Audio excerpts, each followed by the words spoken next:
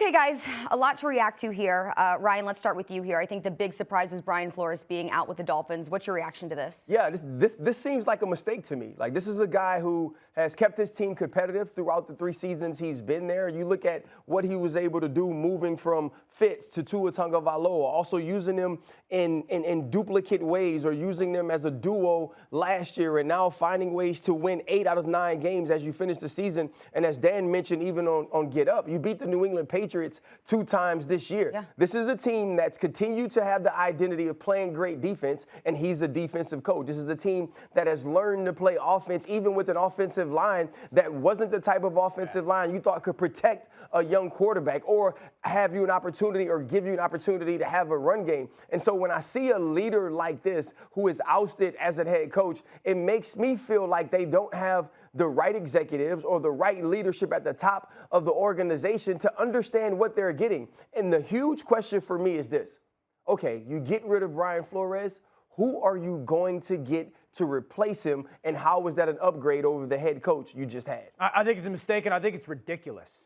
This is a coach that's 19-14 in his last 2 seasons. The NFL is a what have you done for me lately results-driven league. Yep. We see a lot of really good men and people and coaches get fired. And sometimes we sit here and we go, you just didn't get it done. It's ball. The results are what they're 19-14. All right, so you mentioned they beat New England twice this year. They've beaten New England 3 out of the last 4 times. And this, for me, feels a lot like what Detroit did to Jim Caldwell when I was there. And when they fired Coach Caldwell, we thought that's a mistake. Because Coach Caldwell had built good teams. But the organization was like, we want great teams. We want better. We want to take the next step. Yeah. And now Detroit, I think, is encouraged by Dan Campbell. But over the past 4 years, they've been like, again, a laughing stock. Yep. So for me, it feels like, what's the reasoning? What's the justification? Because the results were there. The culture was good, at least trending in that direction. And your players always tell you what they think of a coach by the style and the way they play. Yeah. I've been on bad teams, unfortunately, right? They're 1-7. 2 weeks ago, this team was playing for a chance to get into the playoffs. Yep. You don't think that the coach has a grasp of the locker room, a feel to get his guys to play the right way? Yeah. I just don't understand how 2 winning seasons in a row. They've won 8 of their last 9. So what could the justification possibly be? I mean, you even saw Tua yesterday. Well, here's what happens.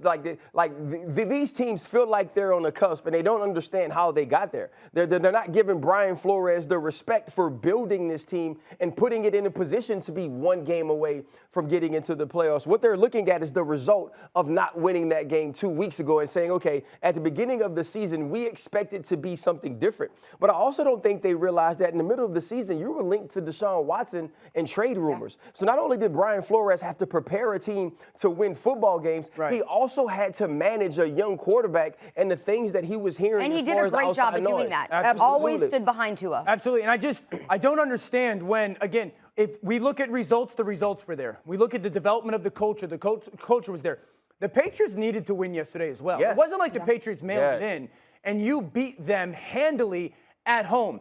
I would sit here and say this. If they had kept Brian Flores and had made one more move on the offensive line, I would have pegged this team throughout this offseason as a team that was going to be a playoff football team heading into next year. Now I think you've got giant questions at the head coaching position. I think it's fair to say, Chris Greer, there's questions there because there's been some moves that have been questionable when it comes to the addition of the talent. You're the person who picked all the offensive linemen. Yeah. You're the person who attached your football team to Deshaun Watson. And now this is going to, again, bring questions to Tua. Is Tua the guy there next year? Or what are they going to do with him? I just think it's a mistake. And it's extremely hard to fire a man who, at least seemingly from the outside, kept his team engaged no matter what the record said. Right. And no matter what decision he made. When he was subbing in Ryan Fitzpatrick as almost a reliever for Tua Tagovailoa, not only was Tua on board, not only was Ryan Fitzpatrick on board, but the team understood it. It always seemed that every decision that he made was about winning and that the team knew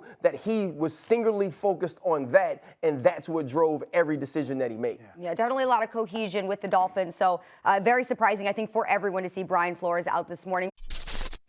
Thanks for watching ESPN on YouTube. For live streaming, sports, and premium content, subscribe to ESPN+.